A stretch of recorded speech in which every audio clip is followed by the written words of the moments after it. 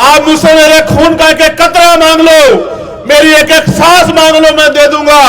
लेकिन अभी मेरे हाथ में वो ताकत नहीं कि मैं आपको रोजगार दे सकूं, वरना वचन देके कहता हूं कि हर कोई किसी घर में एक भी बच्चा बेरोजगार नहीं रहेगा। ये चंद्रशेखर आजाद का वचन है आपको दलित पिछड़े समाज के लोगों। हम प्रमोशन में रिजर्वेशन मांगते हैं दलित पिछड़े अधिकारियों के लिए, तो आपको साफ सूंघ जाता है। हम आपके चरित्र को जानते हैं। संविधान को कोई बचाएगा तो ये बाबा साहब अंबेडकर और मान्यवर काशीराम साहब की फौज बचाएगी, मुझे इनके ऊपर भरोसा है, जिन्होंने 2 अप्रैल 2018 को एक ऐसा इनकलाब लिखा था भारत की धरती पे कि शायद दोबारा कोई लिख भी नहीं पाएगा और पढ़ भी नहीं पाएगा। मैं कह रहा हूं कि जब हम 1, 2, 3 भाई वहां खड़े हो जाएंगे पार्लियामेंट में जाकर, किसी की मां ने दूध नहीं पिलाया कि संविधान के खिलाफ एक कलम चला ले। मेरी बात को आप याद रखें। राज तुम्हारा नहीं चलेगा, नहीं चलेगा। वोट हमारा, राज तुम्हारा नहीं चलेगा, नहीं 70 सालों में इन्होंने आपकी तरफ पलट के नहीं देखा। मैं आपसे कहना चाहता हूं, समय दरवाजा खटखटाने का नहीं, दरवाजे को तोड़ देने का समय आ गया। क्योंकि लोकतंत्र में आपके हाथ में वोट है, तोड़ दो दरवाजा। वो गुलामी की बेड़ियां तोड़ दो, जो बेड़ियां आपको और आपके क्षेत्र को अति पिछड़ा कहलाने पे मजबूर करती है। तारीख को एक एक वोट को केंद्रीय निशान पर पहुंचा देना, और 4 तारीख को जब उजाला होगा तो आपकी ताकत दिल्ली तक चली जाएगी, जब चौधरी अमर सिंह लाखों वोटों से जीत के जाएंगे।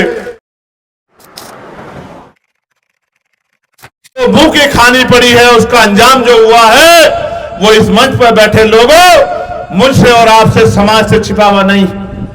जिसने दुश्मन को मित्र मान के अपने बराबर में जगह दी, दुश्मन ने समय आने पर उसको ही ऐसी चोट दी कि शायद वो घाव कभी उनका भर पाए।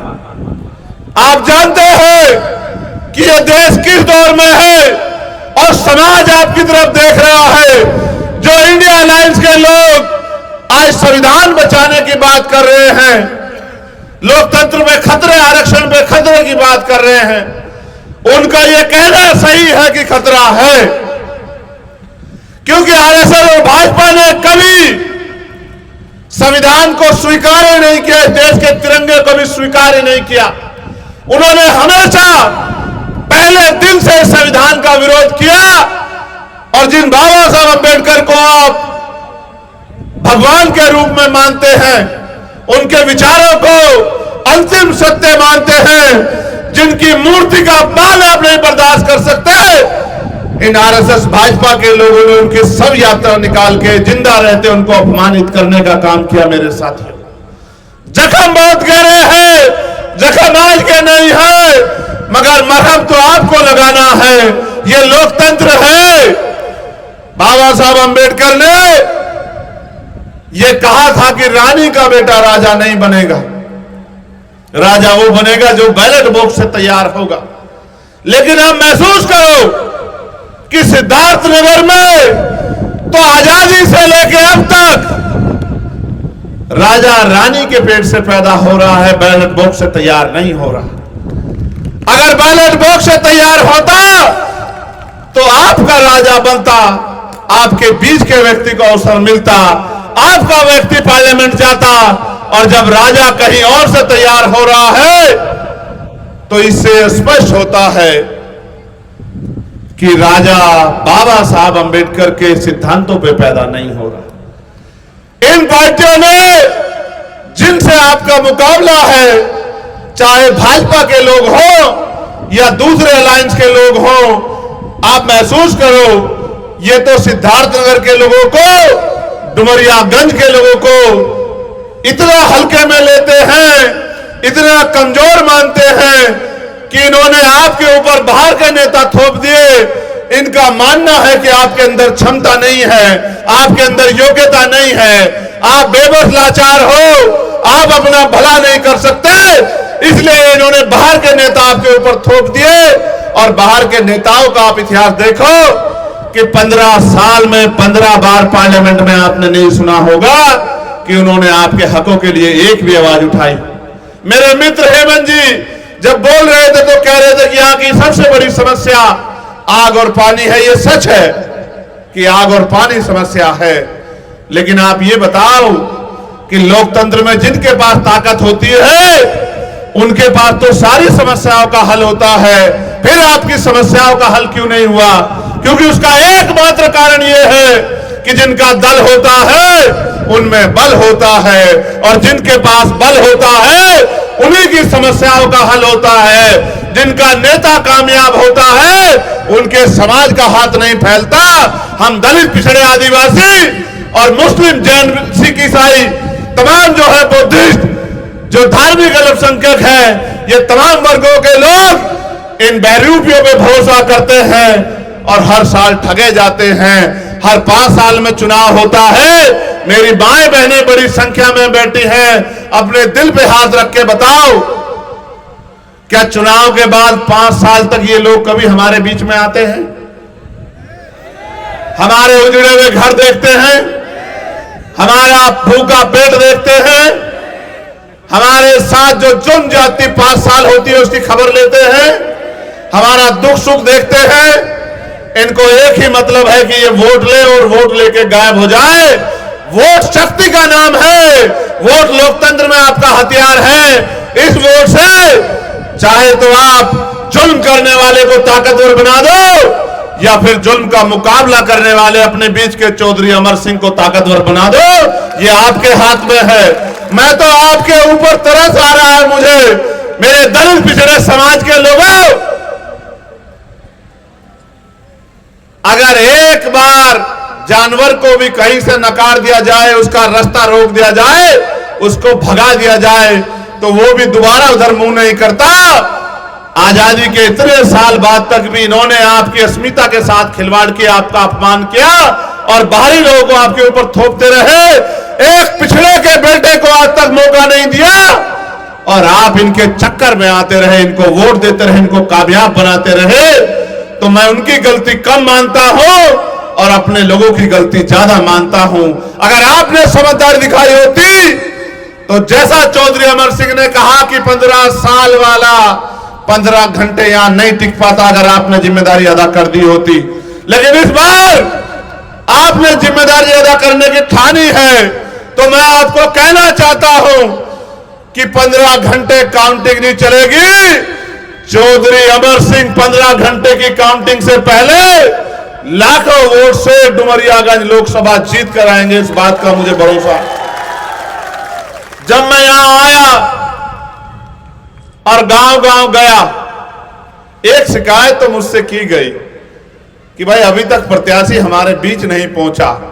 लेकिन मैं आपसे बताना चाहता हूं कि लोकसभा का चुनाव बहुत बड़ा चुनाव, जितना दौड़ सकता है प्रत्याशी, मैं देख रहा हूं कि वो आपकी पीड़ा को अपनी पीड़ा समझते हैं और रात को 3-3, 4-4 बजे तक लोगों के बीच में जाके 5-5 बजे तक, मैं तो खुद रात को 3:30 बजे आया। मैंने महसूस किया कि वो अपनी तरफ से पूरा प्रयास कर रहे हैं, लेकिन कुछ जिम्मेदारी आपकी भी बैठती है। क्या ये लड़ाई अकेली चौधरी अमर सिंह की है? जरा दोनों हाथ उठा के बताओ, लड़ाई अकेली चौधरी अमर सिंह की है? अगर अमर सिंह जी यहां से जीत कर जाएंगे तो क्या पार्लियामेंट में आपकी आवाज मजबूत नहीं होगी? आप महसूस करो, लोकतंत्र को समझो, अपनी वोट की वैल्यू को समझो। बाबा साहब ने जब संविधान सौंपा तो एक शंका जाहिर की, कहा राजनीति में 1 वोट 1 वैल्यू, राजनीति में तो हम लोग बराबर हो जाएंगे। लेकिन जब तक देश में गौर करना मेरे नौजवान साथियों, जब तक इस देश में सामाजिक गैर बराबरी रहेगी, जाति के आधार पर आर्थिक गैर बराबरी रहेगी कि एक आदमी इतना अमीर है कि उसके पास कितनी संपत्ति उसको यह भी नहीं पता, और एक आदमी इतना गरीब है जिस पे खाने के लिए अन्न की व्यवस्था नहीं है। जब तक ये गैर बराबरी रहेगी, एक आदमी ऐसा है जिस पे 4000 बीघे जमीन है और एक आदमी ऐसा है जिस पे रहने के लिए या मरने के लिए 2 गज जमीन भी नहीं है, जब तक ये गैर बराबरी रहेगी तब तक राजनीतिक लोकतंत्र, सामाजिक लोकतंत्र नहीं बन पाएगा। इसका मतलब यह है कि भारतीय लोकतंत्र लोकतंत्र नहीं है, धनतंत्र है। पैसे वाले लोग राजनीति में कामयाब होते हैं। प्रधान से लेकर प्रधानमंत्री का जब चुनाव होता है, एक से एक बड़ा पैसे वाला हमारी वोटों का सौदा करने के लिए अलग अलग पार्टियों से टिकट लेके आता है। जब राजतंत्र था, आपको कुर्सी में बैठने नहीं दिया जाता था। राजा महाराजाओं के बच्चे बैठते थे, धन्ना सेठों के लोग राज करते थे। आज तो लोकतंत्र है, आज आपको कुर्सी में बैठने से कौन रोक रहा है? अगर आप अपनी जिम्मेदारी को समझो, वो खतरा अभी टला नहीं है। आप महसूस करो, कोई मिल वाला, कोई फैक्ट्री वाला, कोई उद्योग धंधे वाला, कोई मीडिया वाला, कोई लखनऊ से आके, कोई गोरखपुर से आके, कोई बस्ती से आके आपकी वोटों पे राज करने का काम करता है। और जब आपको मुसीबत में जरूरत होती है तो आपको ठेंगा दिखा के भाग जाता है। इन लड़ाई से आपके जीवन में क्या बदलाव हो रहा है, आप बताओ। आज आप इतनी बड़ी संख्या में जुटे हो तो मेरा मन गदगद है कि आपके मन में भी वही चल रहा है जो मेरे मन में चल रहा है। आपके अंदर भी पीड़ा है, मेरे अंदर भी पीड़ा है। इस मंच पे बैठे हर आदमी के मन में पीड़ा है। हर आदमी ये चाहता है कि बदलाव हो और बाहरी लोगों को जवाब मिले, लेकिन यहां मंच पे बैठे लोग जवाब नहीं दे सकते। जवाब डुमरियागंज की जनता देगी, क्योंकि ईवीएम का बटन आपको दबाना है। आप महसूस करो, आज नौजवान बेरोजगार है। पेपर कोई भर्ती आ जाए, दरोगा की हो, पुलिस की हो, पटवारी की हो, सेक्रेटरी की हो, मास्टर की हो, कोई एक भर्ती ऐसी नहीं इस भारतीय जनता पार्टी की सरकार में जो जिसमें पेपर लीक ना हुआ। दरोगा की भर्ती में भ्रष्टाचार हुआ, कोई लड़ने नहीं आया। अगर लड़ने कोई आया तो चंद्रशेखर आजाद। 69,000 शिक्षक भर्ती में घोटाला हुआ, 20,000 पद दलित पिछड़ों के छीन लिए गए। वो बच्चे बच्ची इको गार्डन में धरनों में बैठ गए, कोई सुनने वाला नहीं, सब नेता खामोश हो गए। कोई आवाज उठाने आया तो चंद्रशेखर आजाद, जिसने 5 दिन तक उनके साथ उसी खुले आसमान में अपनी जान की परवाह न करते हुए उनके बीच में रह के आंदोलन किया और एक बड़ा आंदोलन करके सरकार को मजबूर किया कि 6,800 बच्चों को नौकरी मिले। जिस दिन 6,800 बच्चों को नौकरी मिल गई, उनकी लिस्ट जारी हो गई। मैं लखनऊ में था और हमारे पत्रकार साथी नीरज जी भी लखनऊ में थे। मैं उस इको गार्डन में गया, उनकी आंखों से आंसू की जगह खुशी के आंसू बह रहे थे और वो मेरे गले से लिपट गए। वो बहनें मेरे हाथ पकड़ के चूमने लगी, मुझसे कहने लगी, भैया चंद्रशेखर आजाद, आप ना होते तो ये नौकरी हमारे घर तक नहीं पहुंच पाती। क्योंकि जब हम इन भाजपा के दफ्तर में जाते थे तो ये हमारी चोटी पकड़ के हमें पीटते थे, हमारे हाथों पे लाठियां मारते थे, हमारे कपड़े फाड़ देते थे। ये कहने को तो हमारे समाज, मैंने अपनी जिम्मेदारी अदा की, लेकिन क्योंकि राजनीतिक ताकत नहीं थी तो इनसे नहीं लड़ पाया उस समय। फिर आपके सामने पुलिस की भर्ती आई और आपने देखा 48 लाख बच्चों से पर बच्चा 400 रुपए के हिसाब से 200 करोड़ रुपए इकट्ठा किए गए। और जब पेपर देके बच्चा आया, मां ने दिल पे सुकून से हाथ रखा कि इस बार मेरा बेटा नौकरी लगेगा, मेरे आंसू पूछेगा। पिता ने जो फावड़ा, जो चद्दर कमर पे रखी थी, किसान ने निकाल के रखी कि इस बार मेरा बेटा कामयाब हो जाएगा। लेकिन जब पेपर देके आया तो पता लगा पेपर लीक हो गया। पहले तो मुख्यमंत्री कहते रहे कि जो झूठ फैला रहे हैं हम उनको बख्शेंगे नहीं, फिर अपने आप भर्ती को पोस्टपोन किया। इसलिए पोस्टपोन किया क्योंकि झूठ बेनकाब हो गया, भर्ती में चोरी हुई थी, घोटाला हुआ था।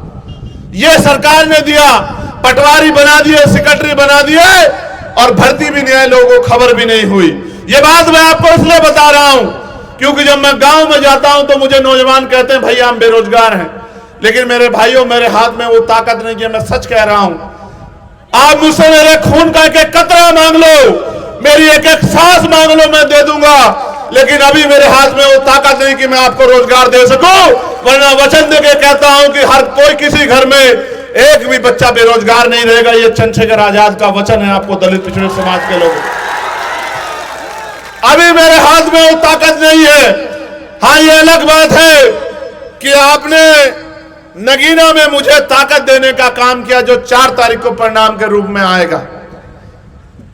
मैं आपसे इस मंच के माध्यम से चौधरी अमर सिंह जी के साथ बड़े भाई स्वामी प्रसाद मौर्य जी के लिए भी समर्थन मांगता हूं कि अगर कुशीनगर में आपका कोई दोस्त साथी रिश्तेदार रहता हो तो उसको कह देना कि स्वामी प्रसाद मौर्य जी नहीं लड़ रहे, चंद्रशेखर आजाद लड़ रहा है, हमें उनके सम्मान की रक्षा करनी है।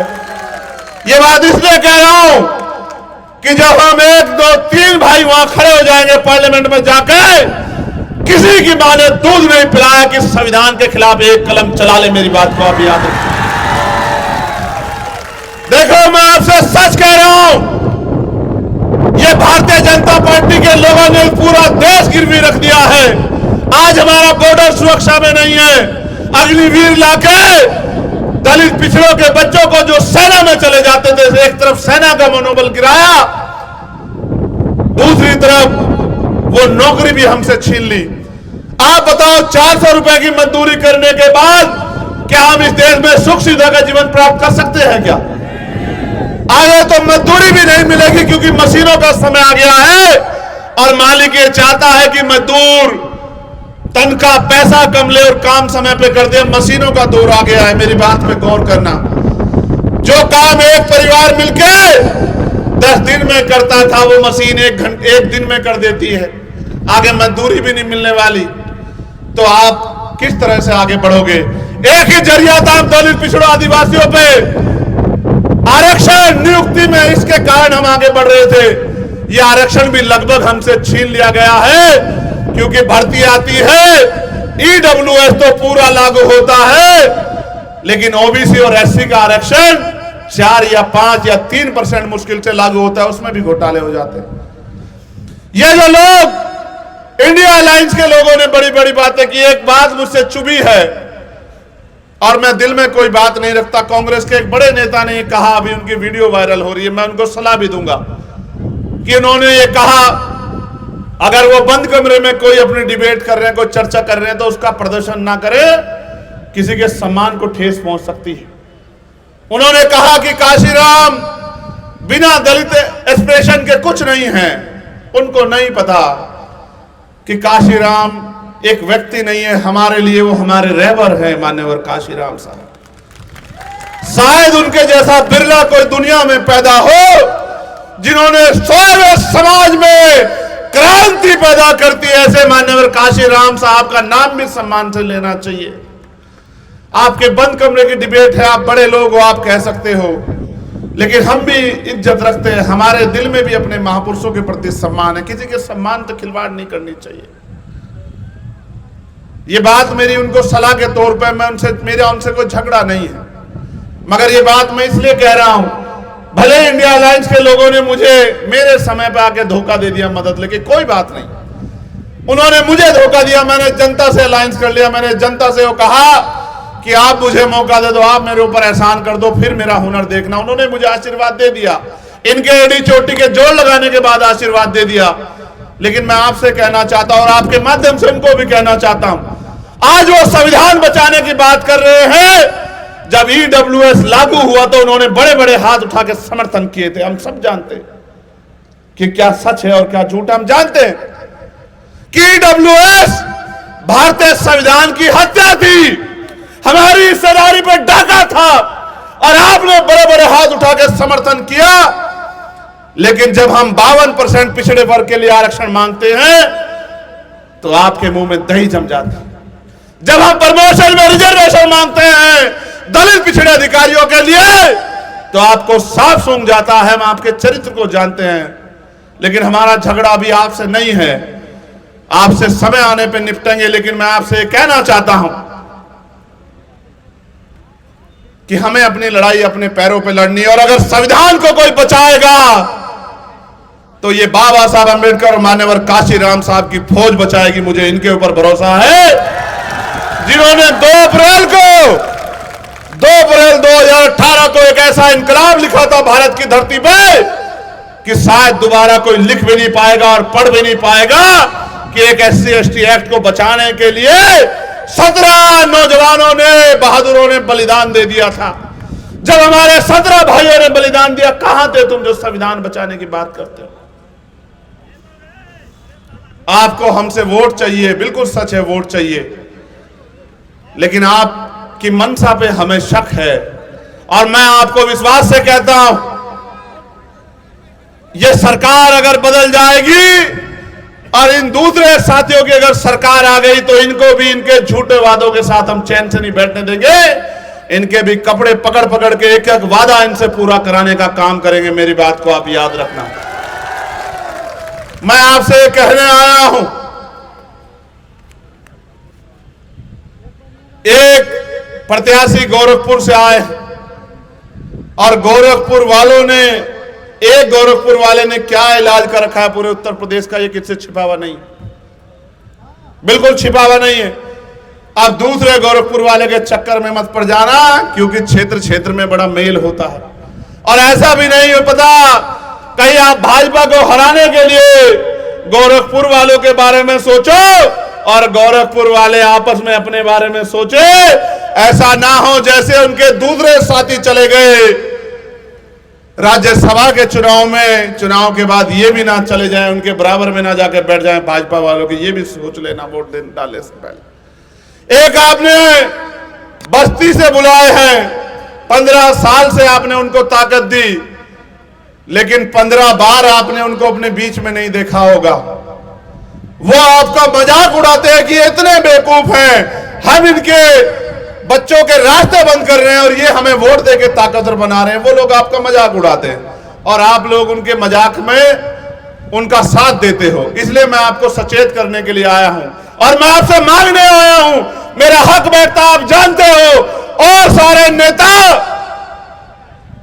चुनाव के बाद कहते हैं कि हम आपकी मदद करेंगे। मेरे अपने दिल पे हाथ रख के बताओ, कोई पिछले 12 साल में एक संघर्ष ऐसा है जिसमें मैंने आपका साथ छोड़ा? चाहे वो सबीरपुर का मामला हो, सहारनपुर का मामला हो, चाहे वो हाथरस का मामला हो, उन्नाव का मामला हो, दिल्ली का मामला हो, चाहे दिल्ली में सतगुरु रविदास जी महाराज के गुरु घर को अस्मिता के साथ खेला गया हो, चाहे वो एनआरसी का मामला हो। मेरे मुस्लिम भाई भी बैठे हैं। जब ये सारे नेता घर में पड़ के सो रहे थे और हमारी माए बहनें संविधान बचाने के लिए सड़कों पे बैठी थी, अकेला चंद्रशेखर आजाद था जिसने 29 दिन जेल काट के पूरे देश में जाके आंदोलन करके कहा कि अकेला मत समझना। वो अलग बात है कि आपको इनमें सियासी रहनुमा नजर आते हैं जो आपको चुनाव के बाद धोखा देते हैं, लेकिन मैंने कभी आपका साथ नहीं छोड़ा। अखलाक का मामला हो, पहलू का मामला हो, नजीब का मामला हो, नजीर का मामला हो, नासिर जुनैद का मामला हो, मौलाना साद साहब के साथ का मामला हो, तबलीगी जमात का मामला हो, मौलाना कलीम सिद्दीकी का मामला हो, चाहे पूरे देश में चाहे हिजाब का मामला हो, जहां आपकी अस्मिता पे बात आई, जहां बहन बेटे के सम्मान पे बात आई, मैंने जान की बाजी लगा दी, लेकिन कभी आपको अकेला नहीं छोड़ा। आप जानते हैं इस बात को। और मैंने वोट के लिए नहीं किया कभी ये, मैंने हमेशा अपने मन में ये दृढ़ संकल्प किया कि मैं अपने महापुरुषों के रास्ते पे चलूंगा और अपने जीवन का एक एक कण लगा दूंगा आपकी सेवा में। लेकिन मैं जब गांव देहात में जाता हूं, माओ के उतरे हुए चेहरे देखता हूं, बहनों के चेहरों पे आंसू देखता हूं आंखों में, बुजुर्गों के चेहरों पे उतरे हुए चेहरे और आंसू देखता हूं और ये सोचता हूं कि ये दिन कब बदलेंगे।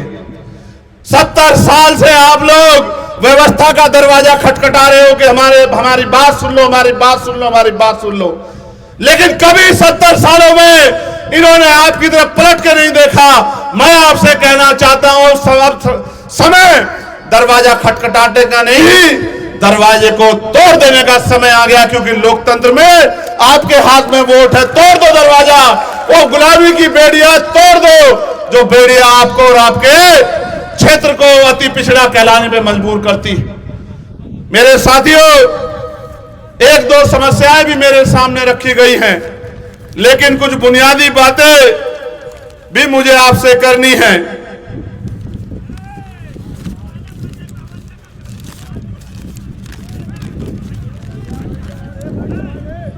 ये आपको याद होगा, इस देश में परंपराएं थी, विधवा विवाह, बाल विवाह, सती प्रथा, लेकिन जो परंपराएं बुरी होती है उनको तोड़ना पड़ता है, नहीं तोड़ना पड़ता है? तोड़ना पड़ता है, नहीं तोड़ना पड़ता है? ये परंपरा जो बाहरी की है, इसको भी आपको तोड़ना पड़ेगा अगर आपको इज्जत सम्मान की जिंदगी चाहे। तोड़ दोगे, नहीं तोड़ दोगे?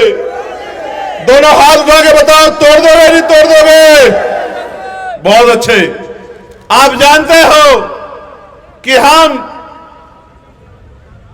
ठेकेदारी प्रथा के खिलाफ है। खिलाफ है नहीं खिलाफ है?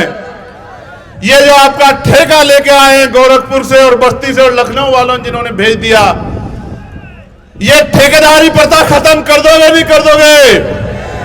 हम तो कहते आ रहे हैं कि चाहे सफाई कर्मचारी या कोई भी नौकरी हो, सारी नौकरी पक्की होनी चाहिए, क्योंकि सीवर में जो जान देता है उसके बच्चों की रखवाली कोई नहीं करता। अभी आपने देखा होगा यहां भाजपा की सरकार राजस्थान में कैसे डंडों से पीट पीट के हमारे एक भाई को मार दिया। उस परिवार का क्या होगा? वो तो चला गया कमाने वाला, और एक 11 साल की बच्ची को दरिंदों ने नोच लिया और फिर उसको जला दिया, उसकी जान चली गई। अभी तक एक आरोपी गिरफ्तार नहीं हुआ। चुनाव खत्म हो जाने दो, इन गुंडों को और गुंडों को संरक्षण देने वाले जो लोग हैं उनका मुकाबला पार्लियामेंट में और पार्लियामेंट के बाहर चंद्रशेखर आजाद से होगा, याद रखना। वो अलग बात है कि मैं राजनीतिक व्यवस्था में काम कर रहा हूं, लेकिन मैंने तेवर नहीं बदले। आप जानते हो सामंतियों के लिए कल भी चंद्रशेखर आजाद खड़ा था और आज भी चंद्रशेखर आजाद खड़ा है, आप जानते हो। पहले छात्र संघ चुनाव होते थे नहीं होते थे? मौर्य जी, ग्रामीण पृष्ठभूमि के जो बच्चे हैं, जो आर्थिक रूप से कमजोर हैं, जो उस तरह के चुनाव में हिस्सेदारी नहीं कर सकते, उनको मौका मिलता था छात्र संघ चुनाव के जरिए जमीन तैयार होने का। जैसे गांव में प्रधानी का चुनाव नेतृत्व जन्म देता है, लड़ना सिखाता है, उसी तरह से छात्र संघ चुनाव के जरिए नौजवान नेतृत्व पैदा होता था। वो नेतृत्व जो सरकार से नहीं डरता था, जो लड़ता था, जो आवाज उठाता था, जो हक की बात करता था, जो लड़ जाता था, जो जेल जाता था। इन्होंने छात्र संघ चुनाव जानबूझ के बंद किए कि किसान के बेटे में, मजदूर के बेटे में नेतृत्व की क्षमता ना पैदा हो। ये जानते हैं हमारी क्षमता, ये हमसे लड़ नहीं सकते, ये हमारा रास्ता रोक सकते हैं, रणनीति बना के षड्यंत्र करके। मैं आपको विश्वास दिलाता हूं कि पहले दिन से छात्र संघ बहाली के लिए और आपके बैकलॉग के लिए एक एक दिन, हर दिन हम लोग पार्लियामेंट और पार्लियामेंट के बाहर लड़ने का काम करेंगे। मेरी बात को आप याद रखना। और अभी हमारे इंडिया अलायंस के साथी ने कहा कि हम अगस्त में भर्ती लागू कर देंगे, 30 लाख नौकरियां कर देंगे, हमारी सरकार आ गई। दूसरी तरफ वो ये कहते हैं मौर्य साहब कि हम लोग 90% को हिस्सेदारी देना चाहते हैं। जब तक जातिगत जनगणना नहीं कराओगे, जब तक पिछड़ों, दलितों का, आदिवासियों का आरक्षण नहीं बढ़ाओगे संख्या के आधार पे, अगर आप नौकरी देते तो 69,000 शिक्षक भर्ती जैसी दोगे और हमारे हिस्से को लूटने का काम करोगे, इसका मतलब आपके मन में अभी भी कहीं ना कहीं खोट है। मैं आपको विश्वास दिलाता हूं कि ये दलित पिछड़ों का अक्सर जिसका जिक्र वो करते हैं, पहले दिन से हम लोग दलित पिछड़ों के जातिगत जनगणना कराने के लिए आदिवासियों के संघर्ष करने का काम करेंगे, मजबूर कर देंगे सरकारों को। एक यहां पर ये धुरिया जाति है, धुरिया गौंड जाति, जो अनुसूचित जनजाति का प्रमाण पत्र 2008 तक बनता था, अब ये सिद्धार्थनगर में नहीं बनता। अपने मूल संवैधानिक अधिकारों से समाज वंचित है। मैं आपको विश्वास दिलाता हूं धुरिया समाज के लोगों, आपको अनुसूचित जनजाति का सर्टिफिकेट मिले और आपके संवैधानिक अधिकारों का हनन ना करें, इसके लिए भी हम लोग लड़ने का काम करेंगे।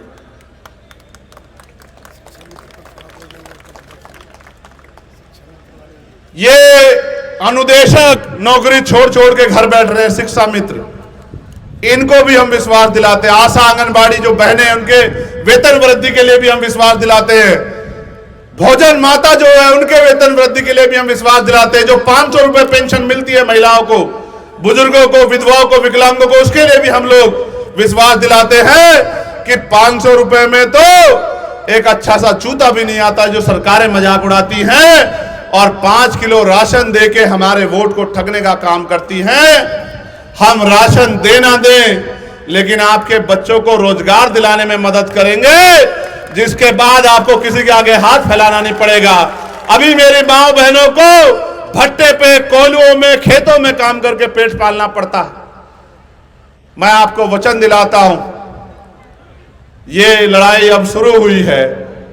मुझे आने वाले 4-5 साल दे दो, आपका स्वाभिमान सम्मान मेरे लिए हर चीज से बढ़कर है। किसी भट्टे कोलू पे, किसी खेत में अपमानित होने के लिए आपको काम नहीं करना पड़ेगा, किसी को ईंटों को सर पे नहीं उठाना पड़ेगा, अपने कंधों पे नहीं उठाना पड़ेगा, और अपना जिला छोड़ के कहीं रोजगार के लिए धक्के नहीं खाने पड़ेंगे।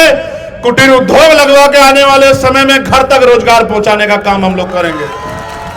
इसी क्षेत्र में उद्योग धंधे लगवा के लाखों नौजवानों को जो पॉलिटेक्निक है, बीटेक है, आईटीआई है, एमटेक है, एमबीए, एमसीए है, हाई स्कूल है, इंटर है, ग्रेजुएट है, पोस्ट ग्रेजुएट है, उन सबको उद्योग धंधे लगवा के, इंडस्ट्रियल एरिया लगवा के, बहुत जमीनें पड़ी हैं, इनको रोजगार दिलाने का काम हम लोग करेंगे। इस बात का भी मैं आपको वचन देता हूं। एक बच्चा जो है कुमारिया बुजुर्ग का मोनू है, लड़का है 13 साल का, कहीं खो गया है। ये 13 साल का तो बच्चा बड़ा हो जाता है। मोनू, कहीं हमारी आवाज सुन रहे हो क्या भाई? अगर आपके आसपास मोनू है तो कृपया मोनू को उसके परिवार तक पहुंचा दे, मंच तक पहुंचा दे। अगर मोनू 13 साल का कुमारिया बुजुर्ग का बच्चा आपके पास है। आखिरी बात आपसे कहना चाहता हूं, अगले 2 दिन क्या करोगे? क्या करोगे अगले 2 दिन? ये फोन निकालना, अपने दोस्तों रिश्तेदारों को फोन करना, बहन के ससुराल में, भाई की ससुराल में, और तमाम तरह के जो रिश्तेदार हैं उन सबको फोन करना, और सबसे कहना कि केतली को वोट करना है और केतली को सपोर्ट करना, और एक एक वोट केतली निशान पे डालना है। कर दोगे नहीं कर दोगे? कोई पैसा शराब लेके आएगा उसकी बातों में तो नहीं चले जाओगे? ये वोट हमें बिकने के लिए नहीं, ये वोट हमें गुलामी से मुक्ति के लिए दी गई है। इसका फैसला सही ले लोगे नहीं ले लोगे? किसी की बातों में गुमराह आके मुझे कमजोर तो नहीं कर दोगे?